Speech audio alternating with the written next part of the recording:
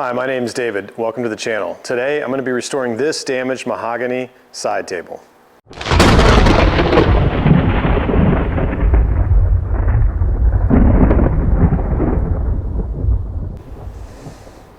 Hi, so again, welcome to the channel. My name is David. I'm a professional restorer and antique dealer.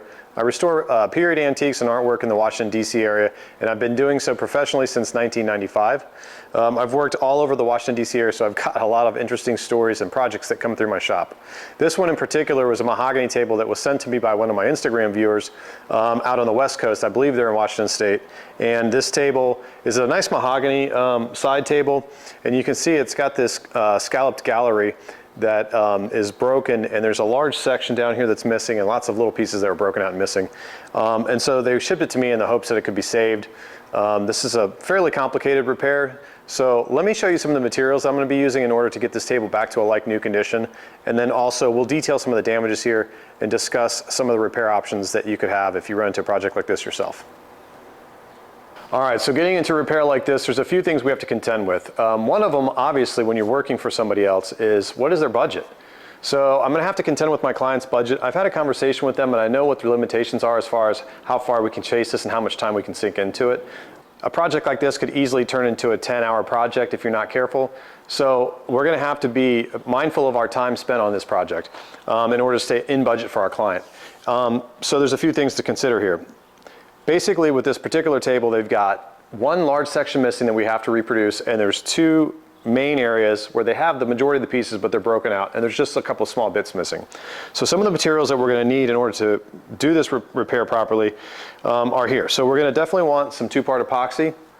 I like System 3 Quick Cure 5. They also make a 15-minute epoxy if you like something with a little bit more work time, but this is a great epoxy which you can buy on Amazon.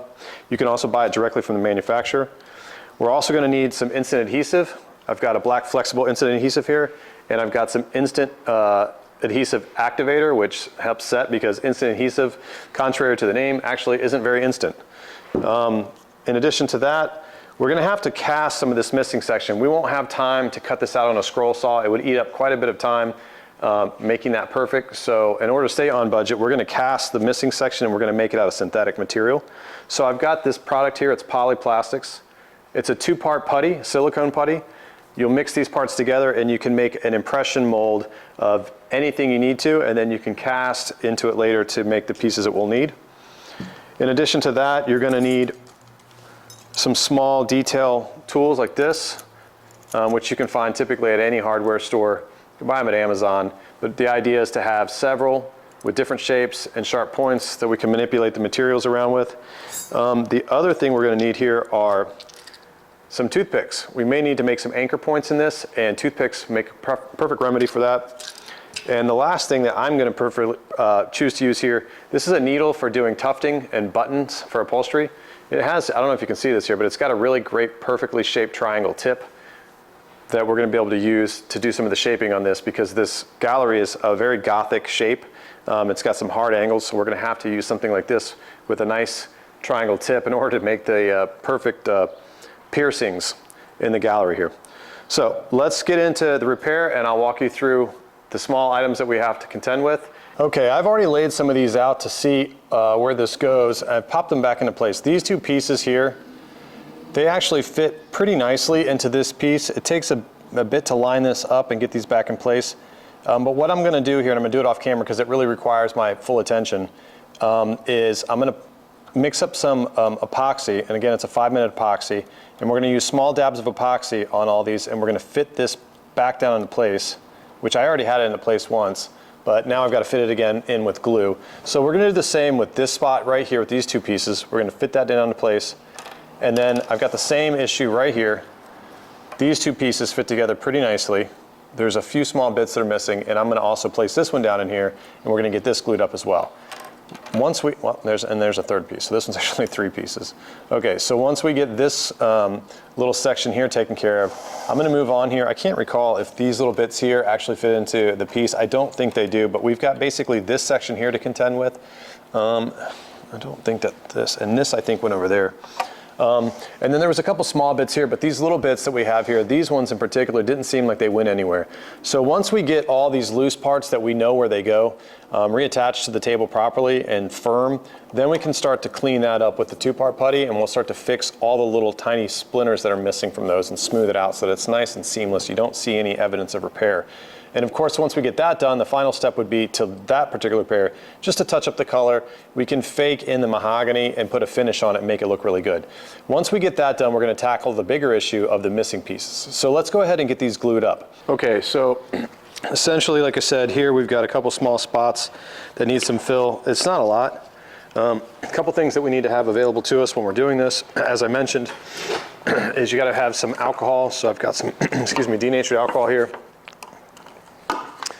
That I'll need to sort of manipulate this stuff with, and I probably ought to grab a putty knife so that you have a nice flat edge to work with. So let me reach around and grab one of those.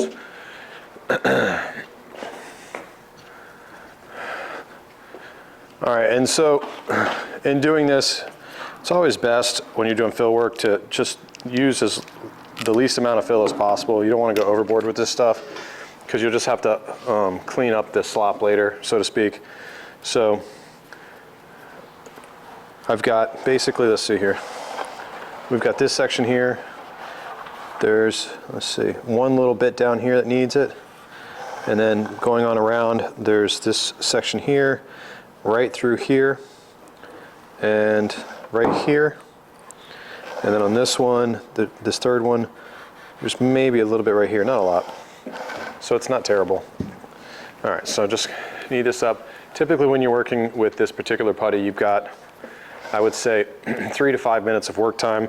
Realistically, you have about, I'd say 3 minutes before the putty starts to get really kind of stiff. It starts to activate and the 2 parts start to do what they do. So as I go this, let's see, I'll start on this side and we'll just work our way down. I've got this mixed up now pretty good. I've got my hands wet with alcohol so this stuff won't stick to my hands too much. And I'm just gonna rub this over the surface and take a putty knife, or burning knife rather, and just use that as sort of a fill here. And so I'm just closely going to look this over and make sure that I'm catching almost all of the little areas that I want to get a piece of putty in. And let me see here, where's my other tool?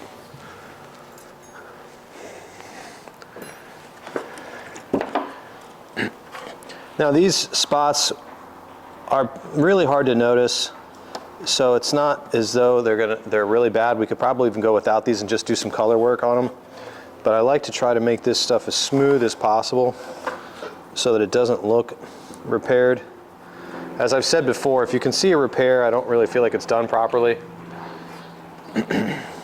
Okay, now that we have the majority of the gallery repaired, I've got this small piece here that we did have from this section, because initially this section basically is broken from here to here.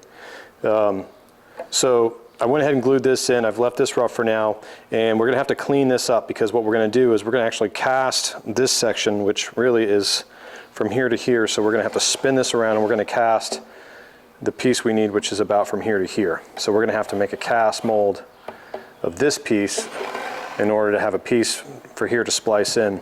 And a couple things we'll have to do is we're gonna have to clean up this slop here on the bottom. We're gonna have to trim this smooth. I'm gonna leave this a little bit rough here like this.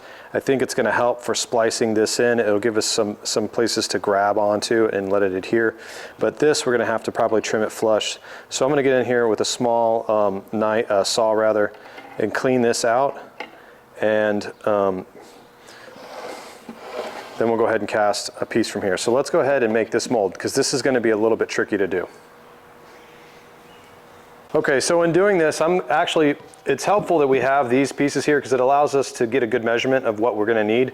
So if we count these from the hip here, or from this interior corner, we got 1, 2, 3, 4, 5, 6, 7, 8 piercings intact. And then we're missing, well, we can't count how many we're missing, but we know if we got to start from 8, then we can kind of measure over, we can guess the distance here. But so we're going to do the same thing here. We're just going to mark this. We're going to count over 8 from here. 1, 2, 3, 4, 5, 6, 7, 8. And we know we basically need to cast from about here over. So I'm gonna go ahead and just put some tape here to mark where we're at. And then what I can do on the opposite side here is I can basically just take my hand, make a rough measurement here to know what we gotta make, keep my hand in the same position. And I know I gotta come to about here. So I'm just gonna put it to about right there. So that's generally the size that we need. So let me show you how we make this piece. I'm gonna push this tape in here really nice and smooth. So what we're gonna use for this is polyplastics. I got this on Amazon. I've used different versions of this product. I've used several that are very similar. They're all sort of the same. It's basically dental mold. You mix the two parts together and you're gonna get a putty. What we're gonna do is we're gonna mix this up, okay? And then we're gonna press it in from the back side here. We're gonna leave a little bit on the back, and we're gonna press it in through these holes and make sure that it presses into all these holes, and then we'll leave it there to dry. When it does, we're gonna cut this smooth and make sure that it's nice and flush, because that'll give us the shape we need to make the piece. So let's go ahead and get enough material here, which is probably gonna be about half of each one of these jars, to be honest with you. Yeah, because we got to press a lot in here, so we're going to use up quite a bit of this to make this piece. So I'm going to get a fairly large, that's just about the size of a large golf ball. I'll do the same on this one here. I'm going to make sure I got equal amounts. This doesn't work very well if you don't have equal amounts. Looks like I need a little bit more on this one. Let's see here. Okay, that's about the same. All right, so let's, like I said, go ahead and mix this up, and this will just start to blend in. Once you get your two colors pretty much mixed up, that's when you know you're ready to go with this stuff. And the work time on this particular stuff varies. This one, I'm not sure how long this might take. Most of these don't take very long, maybe 10 minutes at the most for these to set, and then they'll be usable. All right, so the idea is just to make sure that you get a good mixture here so that you don't have unmixed parts, because they won't set as well. So just flatten it out in your hand, make sure that it's good. All right, and once you got that, we're going to want to go ahead and make it generally the right shape so that when we press this in here, it's going to be fairly even. Stretch that out a little bit more. Okay. And now what I'm going to do is I'm going to want to press this in here, and I want to make sure, just like Play-Doh, that this really takes the shape and presses through all holes evenly, because we really want it to be full all the way across, because we really need this shape to be perfect. So you almost want it to squeeze out. And if you have to, you can cut off what squeezes out if you run short. But make sure you press it into the bottom and press it into the top as good as you can. And it's okay to squeeze it out, because like I said, we're going to cut it smooth if we have to. And if you have to take some off and move it around in the back, that's totally cool.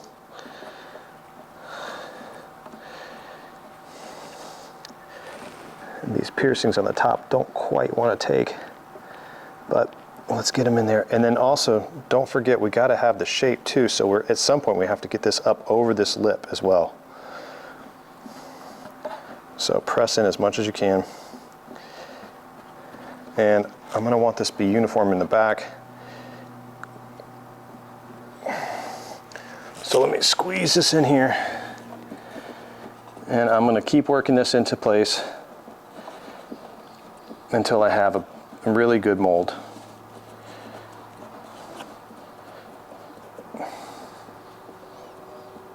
Making sure I've got this top completely encapsulated. Okay, and here you can see that that is pressed in there, and it's even and uniform, and at this point it just needs to dry. I've got the ball here, it's still fairly pliable, so I've got the excess left over that I've sliced off the front there. So I'm just going to wait for this to harden. Once that hardens, we'll be able to slip that off there, and then we can work on actually casting our part. Okay, this project has been sitting overnight. At this point, I got in here earlier. It's actually in the afternoon at this point. It's 3 o'clock in the afternoon. And I pulled out the silicone mold. I'll show you what this looks like here. And I've created a box. We have to pour the resin into this. I'll show you the materials we're going to use, but the silicone came out and you see it's a fairly clean replica of what we got here, and I've just made a simple box out of some stock wood that I had laying around with some glue and some nail gun in here, and I've epoxied in the back so that this won't leak. And essentially what we're going to do is we're going to pour in a casting resin into this, and we're going to make this part. Once this part is made, we'll have to shape it and trim it, because of course it's on a curve, so it's going to dry flat, so we'll have to get the shape right once we get the piece out of the mold. So, and that's going to create this missing section right here that we have on the top of that table. So what we're going to end up using here is actually just some hobby clear casting resin, and I've picked up some dyes so that we can give this casting resin at least a background color. I've got 2 packages here, and essentially I've got some red and black, which is all I'm going to need, maybe some of this orange as well. But these are the products that I'm using. I picked these up at the local Michael's hardware store, I'm sorry, Michael's hobby shop rather, the craft store. So this is just a simple craft resin. You can buy this anywhere. And this is going to make a nice hard plastic piece that will work for this, to make this. And I went ahead and picked up, like I said, some dyes. Here I'm going to mix the red and the brown, and or the red and the black rather, maybe this orange, and we'll get, you know, basically a dark red mahogany looking plastic piece that we can fit. So this particular stuff is pretty easy to work with. You got to use equal parts. You'll pour in there and it's got to sit for 12 hours. So we'll pour this today. It won't be ready to work till tomorrow. Tomorrow's Saturday. I may or may not be in here working on this, so it may sit over the weekend. But that's the next step. And also, once we get this done and then splice this in, my client, I spoke with them just yesterday, and they want me to go ahead and refinish the top too, because the top here does have some water damage. You can see here where they had some plants and things over the years that have damaged the finish. So once we get this resolved, we're going to go ahead and strip the top off and put a new finish on that as well. So let's jump right into pouring this resin into the mold. Exciting. Okay, so here we've got our piece out, and again, all we're doing is pouring plastic into this plastic resin. It's going to fill in between all these pieces here, and it's going to harden. And of course, since this piece is on a curve, you needed it to be flat up here so that you can get a deep enough piece to cover the entire curve once it sets. And then of course, once it's set, we'll pop this out. I'll have to probably put this on a bandsaw to trim it, and then on the sander and get the shape exactly right so that you get the right thickness. The only important thing to consider when you're mixing these is that you use equal parts. If you don't use equal parts, the part that you're making won't harden fully, and that's no good. Not hardening fully is never a good thing in any sense of the word. So all jokes aside, we're just going to pop this apart here. Let me get this out. And I'm not using graduated cylinders. I'm going to eyeball this. You do want to make sure that you have it even, but I mix a lot of stuff, so I can pretty much eyeball it. Let's see here. And if I'm looking at my jars, I can tell that one's got a little bit more in the surface than other, but it's all good. So, and we don't need a ton of this stuff. So I'm going to go about, you got to just have enough to fill this project up. That should be more than enough right there. And let me check up my cup there. So I've got, let's see, I know how much I want to put in here now. Oh, I've got to open this particular container here too. Okay. And as I mentioned, I've got these dyes we're going to put in here too. Let's see here. Okay, that should be even amounts right there. And in addition to that, I'm going to add these dyes. So let me pop these open. And I've not used these dyes before. I'm not familiar with them too much, but my scissors here. But dye is just like any other stain or anything. It doesn't require a ton of, let's see, let's go with, I like that orange, and where's this other one? There's a brown and a black in here. And the idea with this, I mean, I'm going to do some touch-up color work on this part most likely anyway, but I do want to have at least a pretty close color. Let's just go with the orange and black to start us out. And the first thing, you know what we ought to do first, actually, before we add these dyes, let's mix this thoroughly. Now, the recommended mixing time on this is 5 minutes. So, with that being the case, let's go ahead and set a timer for 5 minutes on our phone here. Stopwatch, timer. Let's just do a 5-minute timer. Start. And you're just going to want to thoroughly mix this really good. It's important that you get this fully mixed because you don't want to have a part that is not fully cured in some areas. It's sort of inconsistent. You'll wind up with air bubbles, or maybe it's a little soft on the edges or something. It just won't be any good.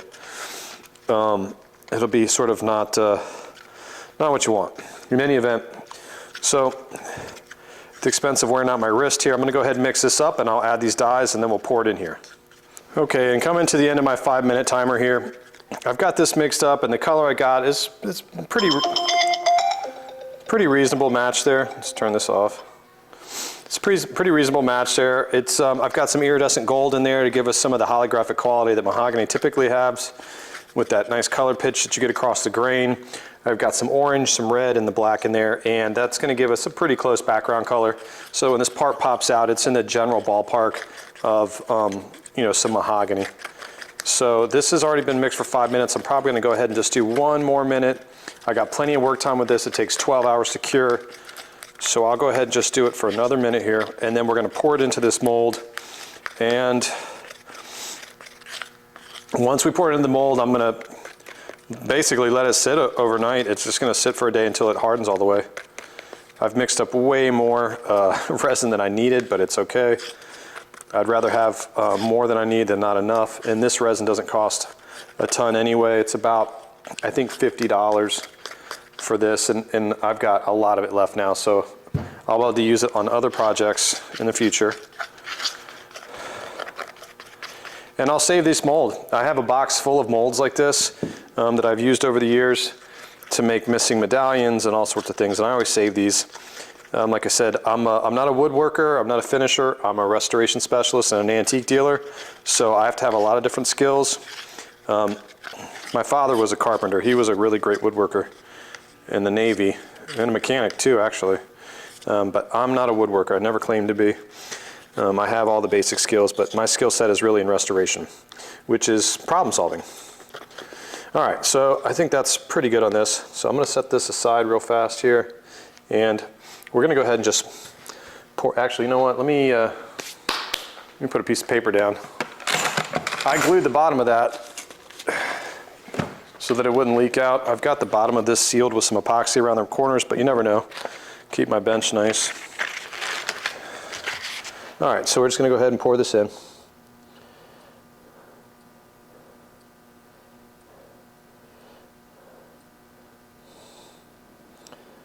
And all I really need is enough coverage that it comes up to the ends. And then once I pop this out, I can shape it to be the exact right shape that we need. Okay, let's just set this aside. And as you can see, I've got a lot left over here. And I can see some bubbles rising to the surface. So I'm just going to let this do its thing. Looks like the bubbles are coming out on their own pretty well. So that's awesome. Yeah, I can see a lot of bubbles coming out. So it looks like the air bubbles will kind of lift out and do their own thing, which is good. That's what you want. Shake it up along here. And then this is just going to dry up for the next 12 hours. And then, so tomorrow we'll check this part, see what it looks like, and we'll do our final fitting into the table on that before we work on the finish. Okay, so I'm back in on this project on a Monday. This is sat over the weekend. I've been able to remove the piece that we've manufactured here out of the mold. I had to disassemble the box to get this out of the mold, and then I peeled this piece out. And of course this was deeper, so I went ahead and took this, put it on a bandsaw, trimmed it to the thickness I needed, and I've taken it to the sander and cleaned up the front and the back side.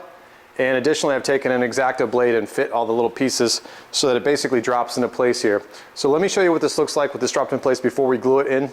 And then once we get this glued in, I'll just do a little bit of cleanup work around the edges to make this seamless so that there's no transition between the original and the new. Came on pretty good too. Let's have a peek. So as you can see, here's the piece resting in place. The only thing that really needs to happen at this point for this is that we're going to glue this down flat with some epoxy on this bottom line here, and I'll put a couple dabs here and here. Once that cures, I'm going to take some 2-part fill and I'm going to clean up this top lip right here. We'll just have to do a little bit of fill work here, here, and then smooth this out as well here. Once that's done, we'll just sand it smooth and we'll just do some color work, and this should blend right in there. Once that's completed, that's only going to take me maybe another 30 minutes to an hour to finish this portion up, and then I'll jump into the finish of this, which we're going to remove some water damage here. On to the next scene. Okay, so I'm feeling really good with my results at this point. I've got the piece of the gallery that we made glued into place, as you can see here. The only thing left to do with this at this point is to do the color work on that so that it blends in cosmetically as well. It's pretty straightforward. I like it. Let me know what you guys think in the comment section. Also, if you haven't yet, do me a favor, hit that button, subscribe to the channel. It's completely free of charge, and you guys are gonna get a lot of value out of it. So let's go ahead and get back into this repair. The only thing left to do at this point is to, like I said, touch up the gallery's color, and then we're gonna work on the finish here and remove all these water damage spots. So let's jump into it down here. All right, so this is sort of a washed out mahogany. This is not an old table. I mean, it's relatively old, but it's not an antique. This particular color is pretty simple to mix up. So I'm using a shellac-based padding lacquer as a base. I'm going to grab, I always use this. This is sort of a trick that I always do. I use an antique gold with a lot of my mahogany colors. You got to sort of be careful with that because it will stand out if you're not cautious. But it also will add a really nice color pitch if you're doing touch up with blend all stains. I think the biggest trick with mahogany is to not go too dark or too red. So anyway, I always do these colors in layers, so I'm just going to add a background color real quick. So now that I got a little bit of color here mixed up, I'm just going to come in and start to brush this on. I'll always tweak it once I get an initial coat on here, but we'll just start painting this on here. And I'm blending in the existing finish here with the new piece. So this won't take very long to get one initial coat on this color here. All right. I think it was this is almost empty. I think it was a good idea to mix the pigment rather, into the resin here so that it gave us a background color to begin with. That way I don't have to get too deep into the cracks on this. And of course, once I get this side done, I'm going to flip it around. Okay, and here's the table with the repairs to the gallery completely done. I went ahead and, as I mentioned, I sprayed this with some aerosol toners, primarily a clear and also a cherry color and a burnt umber. And I just look this over, make sure that you don't miss anything. If you're doing stuff like this, I always double check my work. But this, as you can see, came out really well. If you look at the gallery here, it's nice and seamless, good repair. So at this point, I'm going to let this dry for a few minutes before I handle it, and then I'm going to focus it on this top. I think I can salvage this top without having to strip it off. It doesn't look terrible. It does have some water spots we got to contend with, but I think for the most part, I might be able to polish this out. So one more step to go, and this table's almost ready for delivery. Well, that concludes this project. It was a fun one. It had a lot of twists and turns along the way, no pun intended. I hope you guys enjoyed the process of going through this particular restoration. If you enjoy these types of videos, make sure you subscribe to the channel. Leave me a comment, let me know what you think. This one came out really well. I'm happy with the results, and it was a lot of fun doing it. I always enjoy a challenging project, and this one was that, if anything else. So I'll make sure that I leave a link in the description to all the materials that were used in this particular restoration. If you guys are in need of this type of restoration work and you have a small project you want to ship it to me, feel free to reach out. Or if you're in the DC area, you feel free to stop by my showroom and visit and check out all the antiques, and we can discuss restoration projects in person. So if you want to ring the notification bell, you'll get updated anytime I post a new video. And other than that, that's it for this one. I'll see you guys on the next one.